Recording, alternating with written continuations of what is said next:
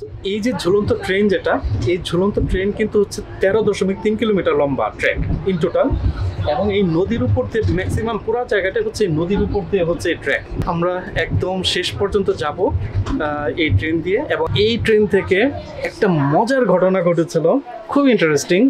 আমি সেটা একটা ভিডিওর এক পর্যায়ে বলবো আপনাদেরকে, দেখতে থাকুন।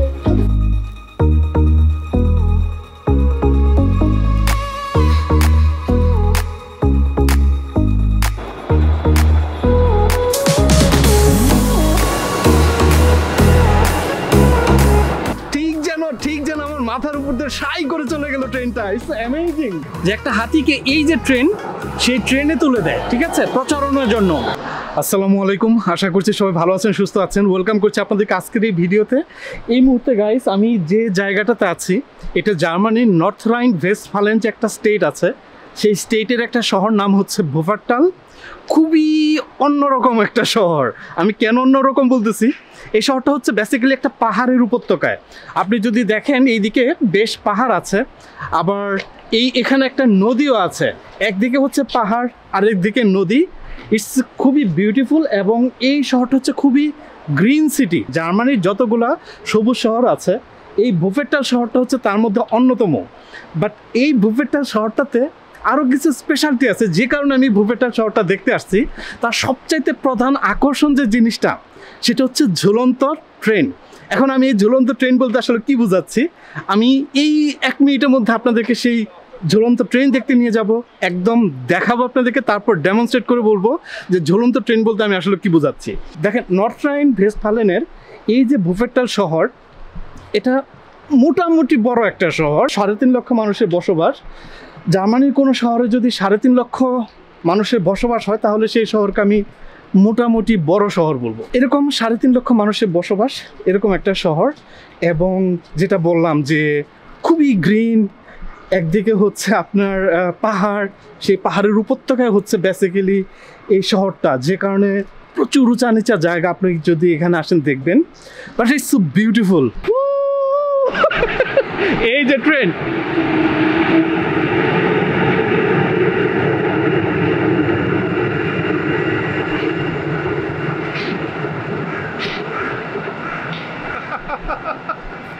যেমনটা বলেছি আপনাদেরকে যে এই যে ঝুলন্ত ট্রেন, এই ট্রেন লাইনটা হচ্ছে অ্যাকচুয়ালি ভুফার যে নদী আছে সেই নদীর উপর। এই যে এটা হচ্ছে ভুফার নদী, এবং ঠিক নদীর উপরে কিন্তু এই যে ঝুলন্ত যে ট্রেন আছে সেই ট্রেনের ট্র্যাক, মানে এইভাবেই ঝুলে ঝুলে ট্রেনটা কিন্তু যাচ্ছে। ভাবা যায় জিনিসটা, চিন্তা করি 1901 সালে 123-24-25 বছর আগের এই ট্রেন ওরা করে রাখছে।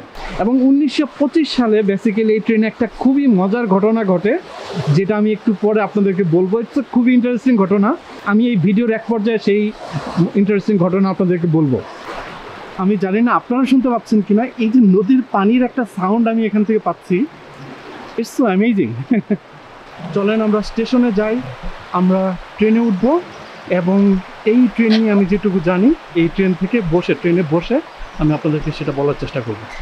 এই হচ্ছে আমার গাড়ি, এখানে গাড়িটা পার্ক করছি, এবং এই হচ্ছে প্রথম স্টপেজ। যে ঝুলন্ত যে ট্রেন বলতেছি, সেই ঝুলন্ত ট্রেনের প্রথম স্টপেজ এটা।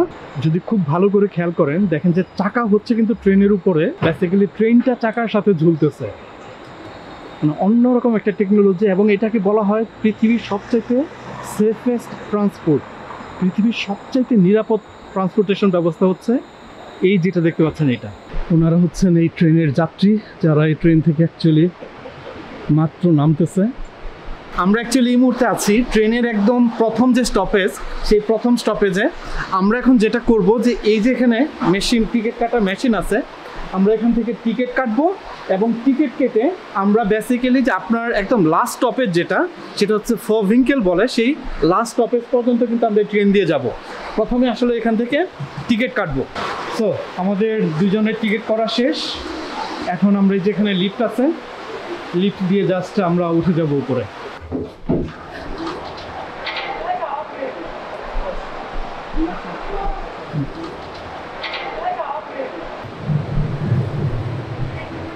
আসো আসো, আমরা একদম লাস্ট সিটে বসবো। সো গাইস, আমরা একদম ইচ্ছা করে এখানে বসো, আমরা ইচ্ছে করে একদম লাস্ট সিটে বসলাম, ঠিক আছে? কারণ এই যে হচ্ছে ট্রেনটা দেখেন, তো এটা হচ্ছে স্টেশন। ট্রেনটা এই স্টেশনের মধ্যে ওই জায়গা থেকে ঘুরে, আমি দেখলাম ওখান থেকে ঘুরে এসে দাঁড়ায়। তো আমরা একদম লাস্ট স্টপেজে বসলাম যেন আপনাদেরকে একটু ভালো মতো দেখাইতে পারছি।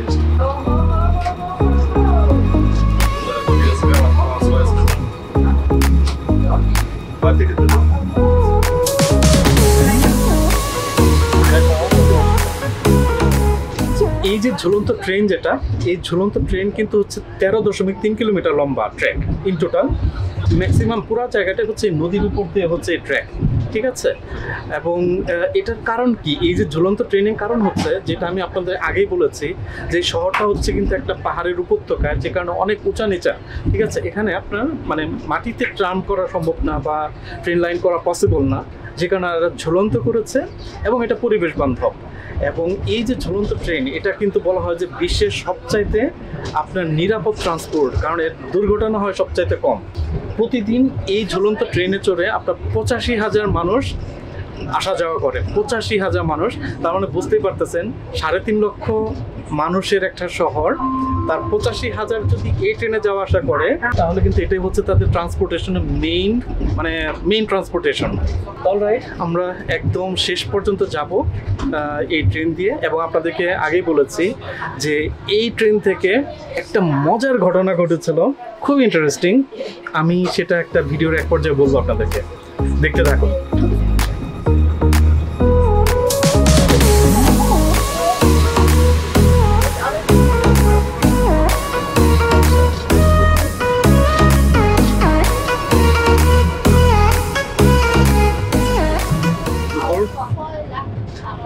কেমন লাগতেছে তোমার এই ঝুলন্ত ট্রেনে? আমার জার্মানিতে আসার আগে থেকে এই ভুপারটাল নিয়ে একটা ইয়ে ছিল যে আমি ঝুলন্ত ট্রেন দেখব, বাট অনেক পরে আজকে আমি সেই ঝুলন্ত ট্রেনে যাচ্ছি। আমার খুব ভালো লাগতেছে। এই যে হাতি, ওই যে হাতি। ও হ্যাঁ, এখানে একটা হাতি আছে যেটা আপনারা হয়তো বুঝতে পারতেছেন না, বাট এই হাতিটা আপনারা মনে রাখবেন, বিকজ এই হাতি নিয়ে আমি খুব মজার একটা স্টোরি বলবো আপনাদেরকে।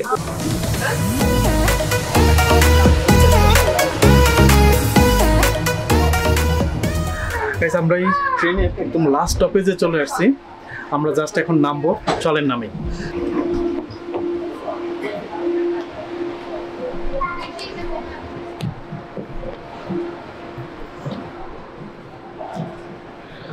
আপনারা যদি খুব ভালো করে খেয়াল করেন ট্রেনটা, তাহলে দেখেন যে ট্রেনটা কিন্তু ঝুলে আছে, ট্রেনের চাকা হচ্ছে উপরে, এবং উপরে এই ট্রেনটা দেখেন দুলতেছে কিছুটা, এই যে দেখেন। আমরা যখন এই ট্রেনে ছিলাম, ট্রেন কিন্তু যখনই স্টপেজে থামে, ট্রেন কিন্তু এইরকম হালকা হালকা দোলে, ঠিক আছে? এবং দেখেন ট্রেনের চাকা হচ্ছে উপরে, উপর দিক থেকে নিচের দিকে ট্রেনটা ঝুলতেছে। এটা খুবই ভালো একটা এক্সপিরিয়েন্স ছিল আমার জন্য, বিকজ এই ভুপারটালের ঝুলন্ত ট্রেন, এটা হচ্ছে যে বিশ্বের প্রথম ঝুলন্ত ট্রেন। ট্রেনটা কিন্তু এখানে জাস্ট ঘুরে আসবে।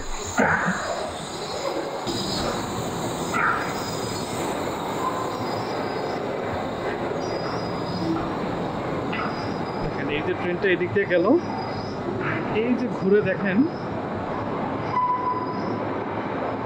ওই দিক দিয়ে এই যে মাথা বের করে দিচ্ছে।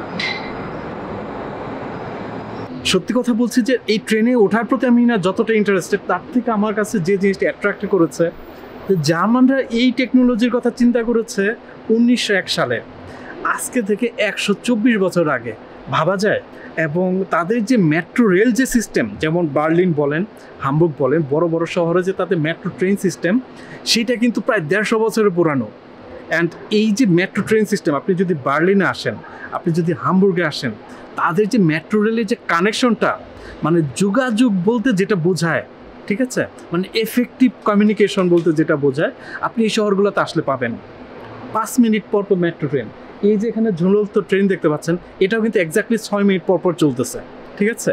তো যাই হোক, আমরা একদম লাস্ট স্টপেজে আসছি। এখন আমাদের কাজ হচ্ছে যে আমরা এখান থেকে আবার যেখানে শুরু করেছিলাম প্রথম স্টপেজ, সেখানে ব্যাক করব। ব্যাক করার পরে আপনাদেরকে আগেই বলেছি যে আমি হাতি নিয়ে মজার একটা স্টোরি আছে, যেটা খুবই মজার, এবং সেই স্টোরিটা আপনাদেরকে বলবো একটা নির্দিষ্ট জায়গায় যাওয়ার পরে। এটা হচ্ছে এখন গোল। চলেন আমরা এখন এই লাস্ট স্টপেজ থেকে আবার প্রথম স্টপেজে ব্যাক করি।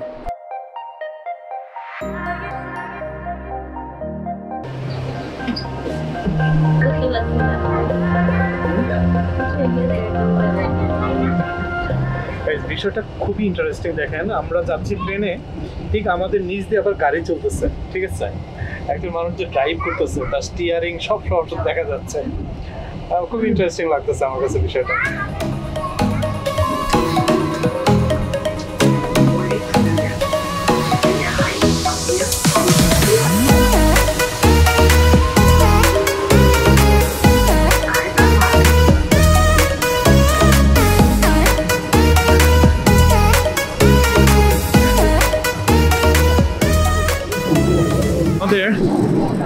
এই ঝুলন্ত ট্রেনের যে জার্নি, এটা অ্যাকচুয়ালি শেষ হলো, আমরা এই ট্রেনে আসছি।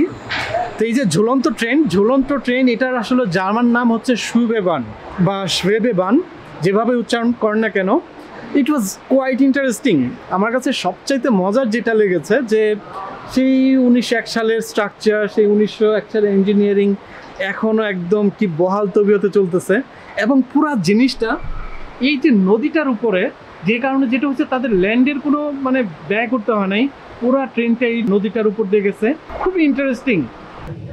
আপনি যদি ভুফেরটালে আসেন, এই যে ট্রেন, এই হ্যাঙ্গিং ট্রেন, এটা হচ্ছে এটার মেইন অ্যাট্রাকশনস। এখানে আমরা এটা দেখলাম, আমাদের খুবই চমৎকার লেগেছে। চলেন এখন স্টেশনের নিচে নামি।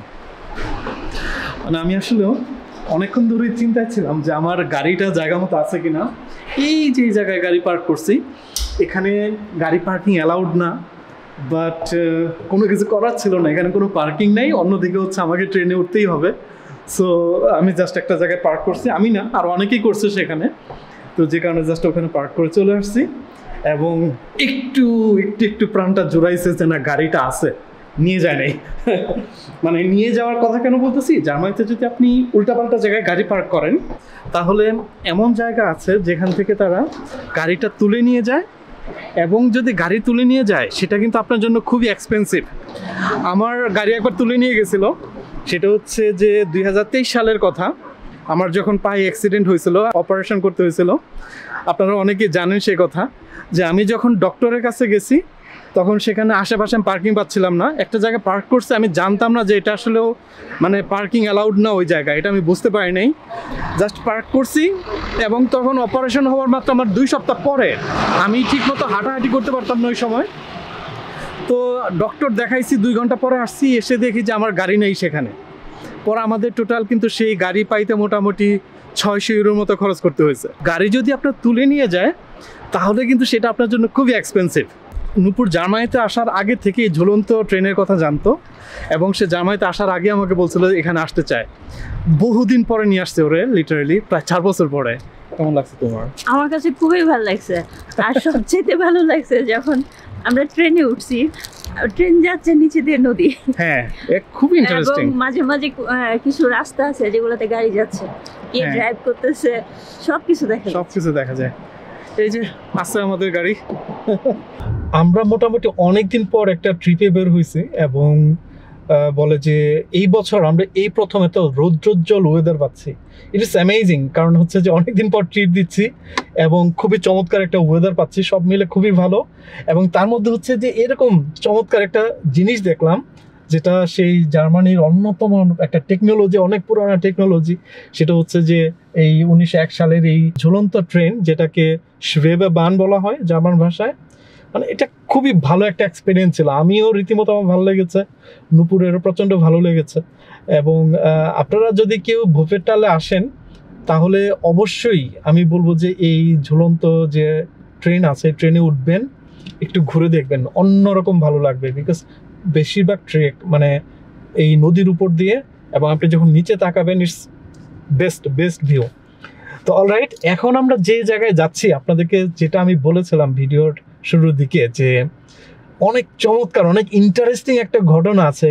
সেই ঘটনাটা অ্যাকচুয়ালি যে জায়গায় ঘটেছিল, আমি সেখানে নিয়ে যাচ্ছি আপনাদেরকে। সেখানে যাব এবং সেখানে বসে আপনাদেরকে যে ঘটনাটা ঘটেছিল 1950 সালে, সেই ঘটনা আপনাদেরকে সুন্দর করে বুঝিয়ে বলার চেষ্টা করব। চলেন সেই জায়গায়।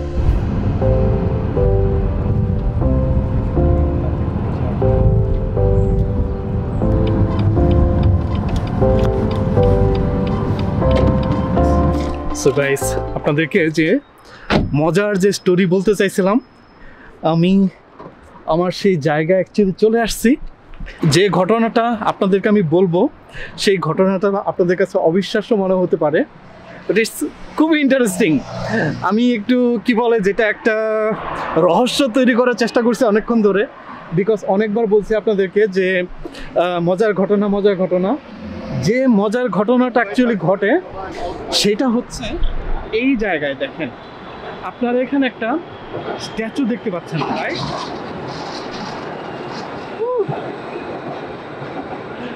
আপনারা এখানে একটা স্ট্যাচু দেখতে পাচ্ছেন। এই স্ট্যাচুটা বেসিক্যালি একটা হাতির স্ট্যাচু। এটা একটা হাতি, ঠিক আছে? এখন এই নদীর ভেতরে এখানে হাতি কেন, সেই ঘটনাটা আপনাদেরকে বলি। সেটা হচ্ছে যে 1950 সালের দিকে এক সার্কাসের মালিক প্রচারণের জন্য টুফি নামের একটা হাতিকে আপনার এই যে ঝুলন্ত যে ট্রেন, সেই ট্রেনে তুলে দেয়। তো হাতিটা যেটা হয় যে ভয় পায়, এবং ভয়ে সে এই জায়গায় আসার, এক্স্যাক্টলি এই জায়গায় এসে এই যে পয়েন্টটা দেখতে পাচ্ছেন, হাতির স্ট্যাচু, এখানে মানে লাফ দিয়ে জানালা ভেঙে নিচে পড়ে যায়। আপনার ট্রেনটা কিন্তু প্রায় 40 ফুট উঁচা।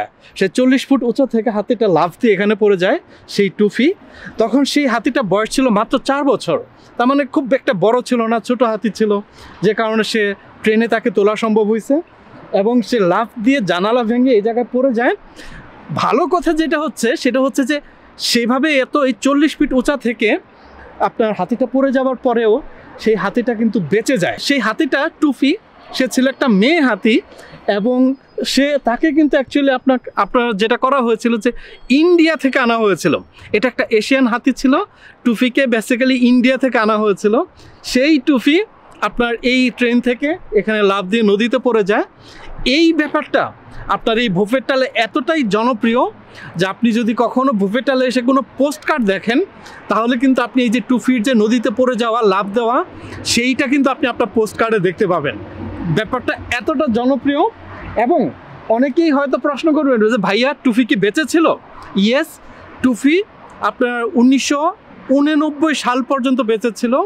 সেই যে সার্কাসের মালিক, সে এই টুফিকে আরেকটা সার্কাসের মালিক, সে ফ্রান্সে থাকে, তার কাছে সেল করে দেয়, এবং সেই টুফি 1989 সালে ফ্রান্সে মারা যায়। তার মানে টুফি কিন্তু প্রায় 43 বছরের মতো জীবিত ছিল, মাত্র 4 বছর বয়সে এখানে পড়ে যায়, কিন্তু তারপরেও কিন্তু সে আরও অলমোস্ট 40 বছর পর্যন্ত বেঁচে ছিল। ইটস এ খুবই ইন্টারেস্টিং স্টোরি। তো যেটা আমার কাছে মনে হয়েছিল আপনাদেরকে যদি বলে, অবশ্যই আপনাদের খুব ভালো লাগবে, যে কারণে আমি এতক্ষণ ধরে একটা রহস্য তৈরি করার চেষ্টা করছিলাম, যে একটা মজার স্টোরি। তো আমার কাছে খুবই ভালো লেগেছে, এবং যে কারণে আমার মনে হয়েছে যে আপনাদেরকে আমি এক্স্যাক্টলি এই জায়গায় এসে আপনাদেরকে সেই হাতির যে স্টোরি, সেটা আমি আপনাদেরকে শোনাবো। ঝুলন্ত ট্রেন দেখলেন। এই যে ভূপেটাল শহর, এই ভূপেটাল শহর যেহেতু পাহাড়ের উপত্যকায়, এই শহরের আরও একটা বিশেষত্ব হচ্ছে যে এই শহরে মানে প্রচুর পরিমাণ, আমি অসংখ্য বলবো না, ঠিকঠাক বললে 496টা সিঁড়ি আছে। যেহেতু শহরটা একদম উঁচা নিচা, যে কারণে মানুষের দৈনন্দিন জীবনে চলার জন্য, এই আপনার পাহাড়ের ঢাল বেয়ে ওঠার জন্য 496টা সিঁড়ি আছে। ঠিক সেরকম একটা সিঁড়ি হচ্ছে আপনার হলস্টাইনের ট্রেপে মানে হচ্ছে সিঁড়ি। তো সেই হলস্টাইনের ট্রেপে যেটা, সেটা হচ্ছে এই যে ভূপেটালের সবচেয়ে নাম করা সিঁড়ি, বিকজ ইটস সো কালারফুল। তো আমি এখন যেটা করব যে আপনাদেরকে সেই হলস্টাইনের ট্রেপে যেটা, সেটা দেখাইতে নিয়ে যাব। যেহেতু আমি 496টা সিঁড়ি আপনাদেরকে দেখাইতে পারবো না, বাট যেটা সবচেয়ে সুন্দর সেটা আমি অবশ্যই আপনাদেরকে দেখাইতে চাই। চলেন আমরা এখন যাব হলস্টাইনের ট্রেপে, এবং আমি কিছু ছবি দেখেছি, ইটস বিউটিফুল। আই হোপ যে আপনারাও লাইক করবেন। চলেন।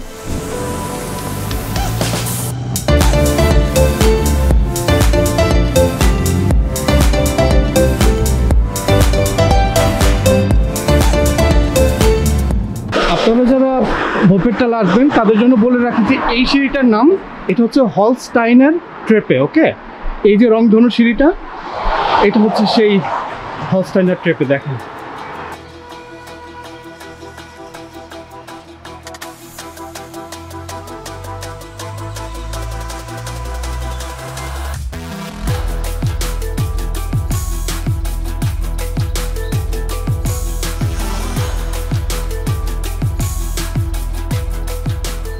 আপনাদেরকে আগেই বলেছি যে এই যে ভূপেটাল শহর, এই শহরটা কিন্তু একটা উপত্যকার উপর অবস্থিত, তাই না? পাহাড়ের ঢাল বেয়ে হচ্ছে বাড়িগুলো।